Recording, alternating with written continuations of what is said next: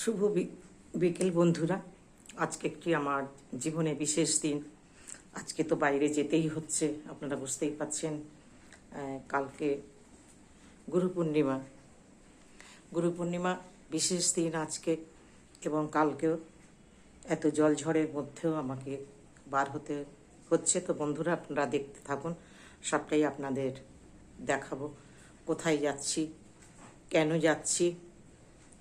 বন্ধুরা, আমার জানেন আপনারা সবাই আমার শরীরের অবস্থা, তবু আমাকে যেতেই হবে, কারণ কথা দিলে আমি কথা রাখার চেষ্টা করি। যতদিন আমার জীবন থাকবে, ভগবানের জন্য জীবন দিতেও বঞ্চিত করব না। জয় শ্রীরামকৃষ্ণ, জয় মা শারদা, জয় স্বামীজি। আপনারা সবাই ভালো থাকবেন, সুস্থ থাকবেন আর সাবধানে থাকবেন।